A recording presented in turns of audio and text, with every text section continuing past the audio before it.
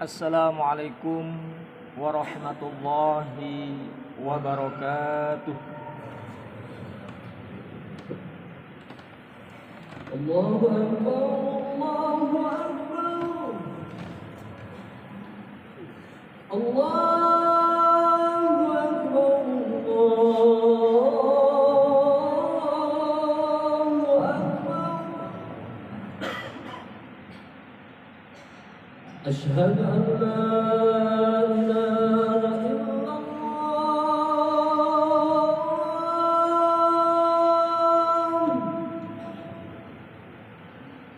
أشهد أن لا إله إلا الله.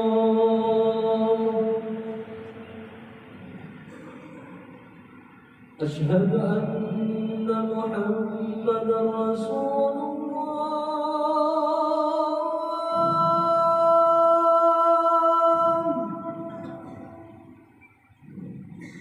أشهد أن محمد رسول الله.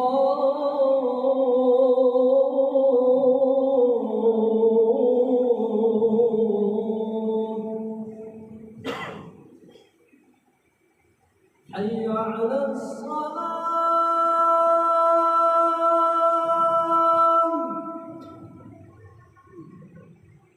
حي على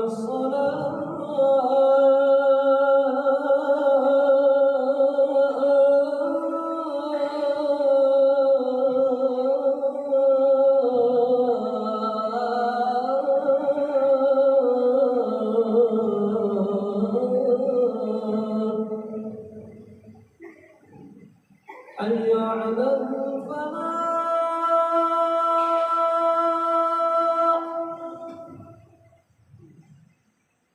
حي على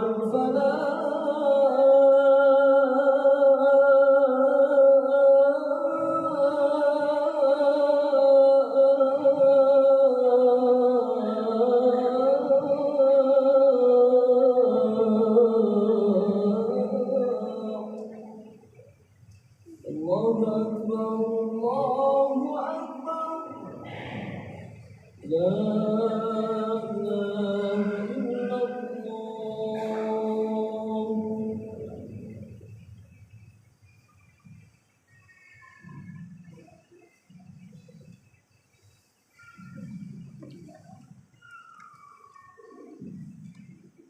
Alhamdulillah. Alhamdulillahilladzi arsala rasulahu bil huda wa dinil haqqi liyudhhirahu 'alad dini kullih. Arsalahu basyiran wa nadhira wa da'iyan ila Allahi bi'idhnihi wa sirajan munira.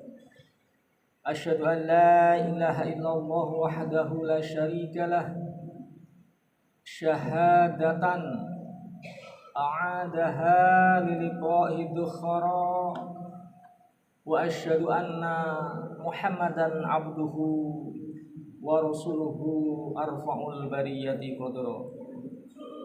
Allahumma sholli wa sallim ala sayyidina Muhammadin wa ala ali sayyidina Muhammad, amma ba'd. Fa ya ayyuhal hadirun, ittaqullah haqqa tuqatih wa la tamutunna illa wa antum muslimun. Hadirin sidang Jumat hadanallah wa iyyakum. Hari ini kita sudah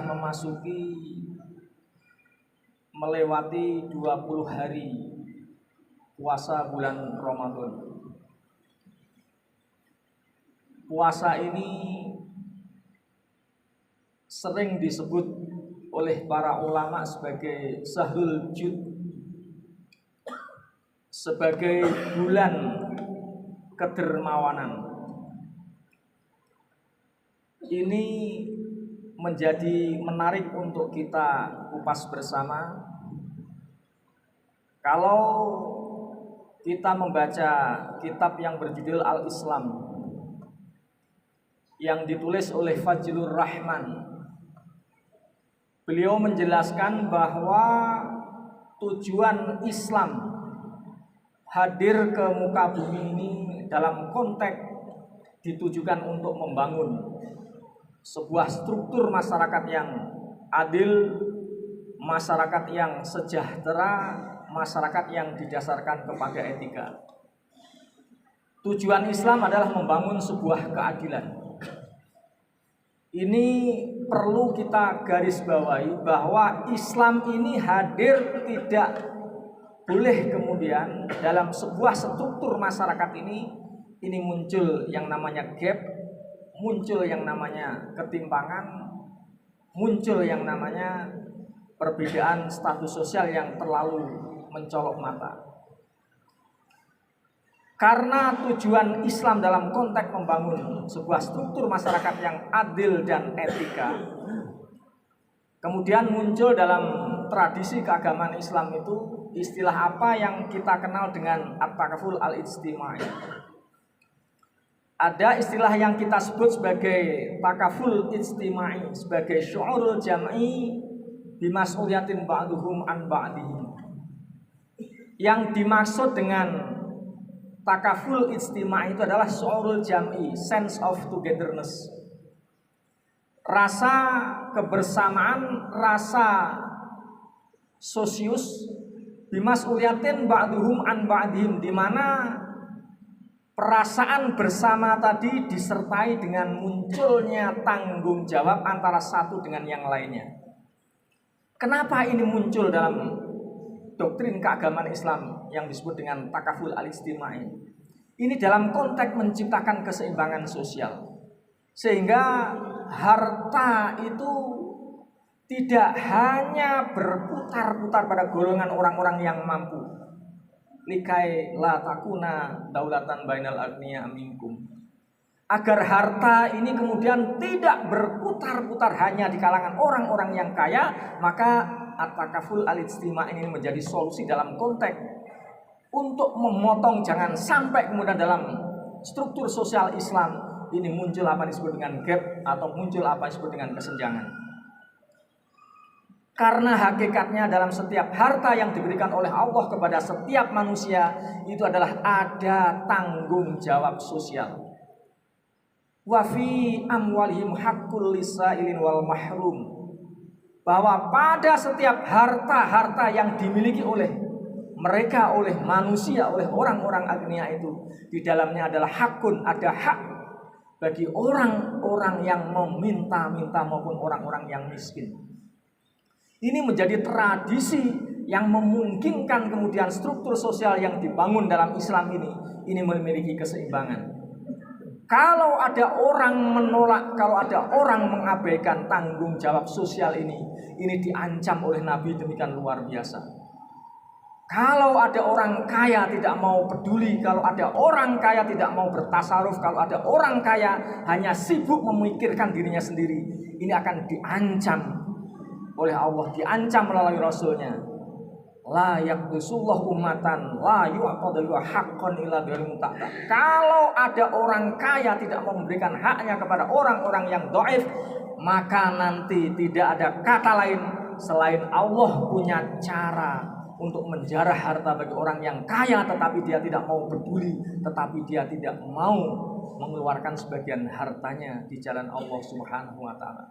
Kenapa kemudian muncul perintah zakat, perintah sedekah, perintah berdema ini dalam konteks untuk menciptakan sebuah struktur masyarakat dalam Islam itu memiliki keseimbangan, equilibrium, sehingga antara yang kaya maupun yang miskin ini masing-masing terikat, ada tanggung jawab yang melekat di sana. Bahkan puasa Muslim itu tidak akan pernah diangkat sampai kepada Allah kalau dia tidak mengeluarkan zakatnya. Syahrul Ramadan mu'allakun bainas sama'i wal ardi la yurfa'u illa bi zakatil fitri. Pahala bagi orang yang melaksanakan puasa bulan Ramadan ini akan menggantung antara langit dan bumi dan tidak pernah diangkat sampai kepada Allah Subhanahu wa taala illa bi zakatil fitri, kecuali dengan mengeluarkan zakat fitrah. Hadirin hadanallahu wa iyyakum. Meskipun ada tanggung jawab sosial, ini diperintahkan dalam agama. Tidak kemudian kita melaksanakan perintah menyangkut zakat, menyangkut berbagi kepada saudara kita itu semata-mata karena tunduk kepada ancaman yang disampaikan oleh Nabi maupun ancaman yang disampaikan oleh Allah Subhanahu wa taala. Kita harus bangun sebuah kesadaran baru bahwa berderma, bersodakoh, berjariah itu adalah harus merupakan panggilan batin. Ini harus sebuah kesadaran yang lahir dalam lubuk hati kita setiap muslim. Yut'imuna ta'ama ala hubbihi miskina wa yatima. Apa yang kita cintai dari harta, dari uang yang kita miliki, kemudian kita gunakan dalam konteks memberi makan kepada orang miskin, orang yatim, dan orang-orang yang minta-minta. Ini harus kita niatkan dalam konteks semata-mata mencari ridha Allah Subhanahu wa taala. Yut'imuna ta'ama ala hubbihi miskina wa yatima wa asira. Innama nutimukum liwajhillah ma nuridu minkum jazaa'an wala syukura. Memberi makan itu semata-mata harus diniatkan dalam konteks untuk kita mencari ridhonya Allah Subhanahu wa taala.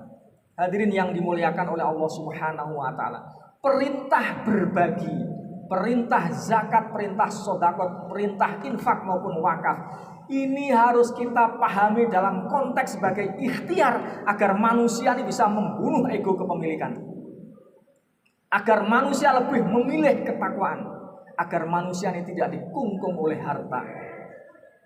Karena hakikatnya yang bikin manusia sombong itu adalah harta. Yang bikin manusia itu congkak adalah harta. Yang bikin manusia menjadi angkuh bahkan melawan Tuhannya. Kalau manusia itu merasa mampu, kalau manusia itu merasa berkuasa, kalau manusia itu merasa punya kelebihan dari sisi harta. Oleh sebab itu, karena ad-dunya sesungguhnya itu adalah malun man la malalah wa darun man la darolah. Hakikat harta yang sesungguhnya itu sebenarnya bukan milik manusia. Itu hanya amanah, hanya titipan. Karena apa? Sesungguhnya manusia dalam konteks harta itu adalah man la darolah, orang yang tidak punya apa-apa. Kita lahir dalam keadaan telanjang, kita lahir dalam keadaan tidak tahu apa-apa. Wallahu akhrajakum min butuni ummahatikum la ta'lamuna syai'a. Kita ini lahir dalam keadaan tidak tahu apa-apa, tidak punya apa-apa, kita dalam keadaan dhaif, kemudian tidak pantas kita nih kemudian begitu kaya kita menjadi sombong, menjadi pelit, tidak mau berbagi kepada saudara kita yang lain. Ad-dunya itu adalah darun man la darolah wa malun man la malalah.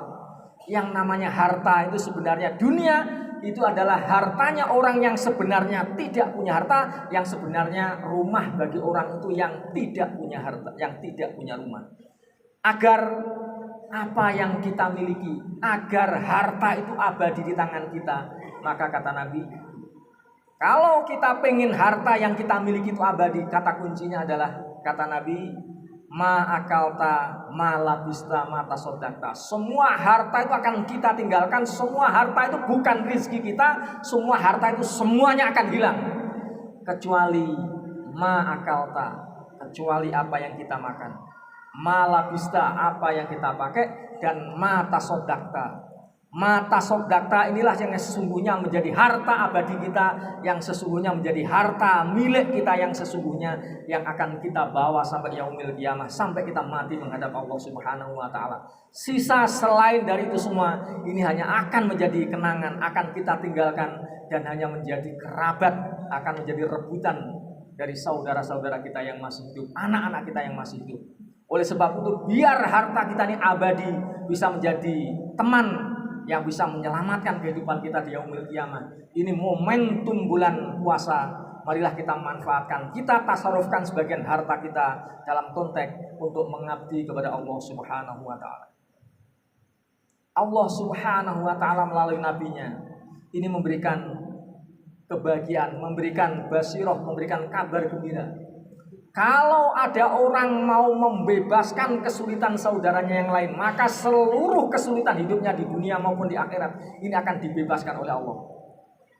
Man nafasa an mu'minin kurbatan min kurabi dunya nafasalu anhu kurbatan min kurabi yaumil qiyamah. Kalau ada orang mau membebaskan, memberi nafas kehidupan kepada saudaranya mukmin yang lain, maka kesulitan dia di yaumil qiyamahnya akan dibebaskan oleh Allah Subhanahu wa taala. Man yasaru'an muslimin yasarallahu anhu fid dunya wal akhirah. Kalau ada orang itu mau memudahkan urusan saudaranya yang muslim, maka kehidupan dunia dan akhiratnya ini akan dimudahkan oleh Allah Subhanahu wa taala. Ini adalah rahasia kehidupan. Kita harus mengambil faedah dari hadis ini, karena sesungguhnya kalau kita ini pengen ditolong oleh Allah, kuncinya kita harus mau menolong saudara kita. Wallahu fi auni abdi makanal abdu fi auni akhi. Pertolongan Allah itu akan selalu datang selagi seorang hamba itu mau menolong saudaranya yang lain. Dan jangan pernah kita mengharap pertolongan dari Allah kalau kita kemudian pelit untuk membantu saudara kita. Kalau kita terlalu kikil, kalau kita terlalu bakhil untuk menolong saudara kita dengan apa yang kita miliki. Maka nafi hajati akhi fakana Allah fi hajatihi. Barang siapa yang mau memenuhi hajat dari saudaranya, maka hajatnya akan dipenuhi oleh Allah Subhanahu wa taala. Ini nasihat kehidupan yang luar biasa. Kalau kita pengen kaya hidup kita, kayakan orang lain. Kalau kita pengen ditolong oleh orang lain, maka kalau kita pengen ditolong oleh Allah, maka tolonglah orang lain. Kalau hidup kita susah, hidup kita dalam kesempitan, boleh jadi karena kita ini terlalu pelit untuk berbagi. Kalau bisnis kita, usaha kita itu susah, boleh jadi karena kita ini terlalu pelit untuk berbagi dari hasil usaha yang kita lakukan. Oleh sebab itu momentum ini harus menjadi pelajaran bagi kita semua dalam konteks kita menempatkan bahwa harta, bahwa dunia itu adalah malun man la malalah wa darun man la darolah. Hakikatnya adalah hartanya orang yang sesungguhnya dia tuh nggak punya harta, dan itu hanyalah sebuah titipan. Oleh sebab itu kata Nabi, as-sahyu bagi orang yang mau dermawan, maka dia qaribu minallah wa qaribu min rahmatihi. Kalau ada orang mau berderma, dia seorang yang jud, orang yang dermawan, maka dia akan sangat dekat dengan Allah, sangat dekat dengan rahmatnya Allah Subhanahu wa taala. Wa ba'idun min adabi, dan dia akan jauh dari adabnya Allah Subhanahu wa taala. Tetapi sebaliknya al-bakhilu itu ba'idun minallah wa ba'idun min rahmatihi wa qaribun min adabi. Kalau ada orang itu kemudian pelit, maka dia itu akan sangat jauh dari Allah, sangat jauh dari rahmatnya Allah, tetapi dia sangat dekat dengan adabnya Allah Subhanahu wa taala. Hadirin wal hadirat, melalui sidang khutbah Jumat yang sangat pendek, marilah kita memohon kepada Allah agar kita ini diberi kesempatan, diberi keluangan menyangkut harta, menyangkut kehidupan, menyangkut bisnis-bisnis kita dan usaha-usaha kita. Jangan sampai bisnis kita, usaha kita nih, gara-gara kita terlalu salah menempatkan proporsi pada tempatnya, kemudian justru Allah punya cara menjarah kembali harta yang dititipkan kepada kita semua.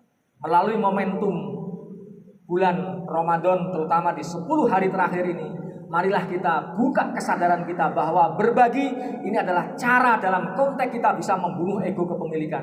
Kita lebih memilih ketakwaan, kita lebih memilih Allah.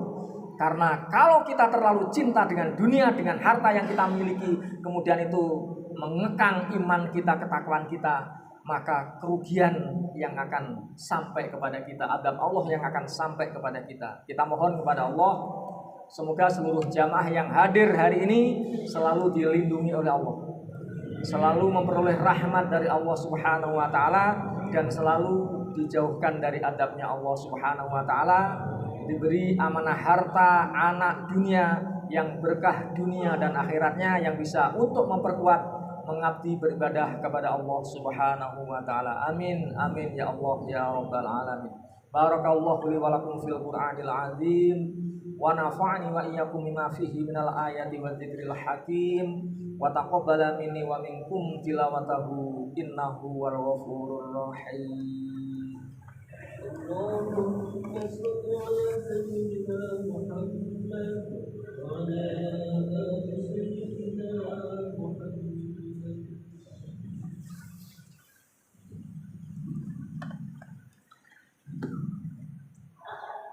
Alhamdulillah, Alhamdulillahilladzi hadana li hadza wa ma kunna linahtadiya lawla an hadana Allah.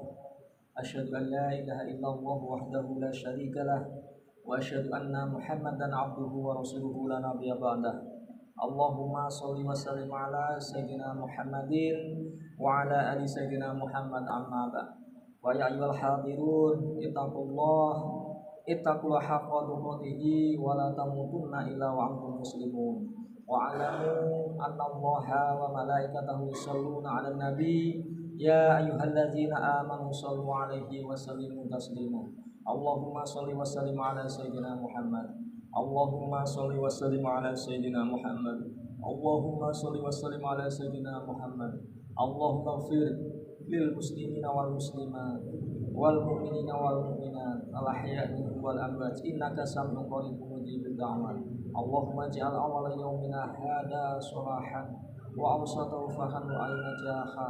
Allahumma inna nas'aluka mafatihal khair wa khawatimahu wa jawami'ahu wa awwalahu wa akhirahu wa dhahirahu wa batinahu wa darajatil ula minal jannah. Allahumma barik lana fi asma'ina wa misalina wa qulubina wa khtim lana bil amali sholihat. Rabbana hab lana min azwajina wa dhurriyyatina qurrata a'yun waj'alna lil muttaqina imama. Rabbana atina fid dunya hasanah wa fil akhirati hasanah wa qina adzabannar. Ibadallah, innallaha ya'murukum bil 'adli wal ihsan wa ita'i dzil qurba wa yanha 'anil fahsya'i wal munkar wal baghi ya'idzukum la'allakum tadhakkarun washkuru 'ala ni'mati yazidkum wa la dzikrullahi akbar.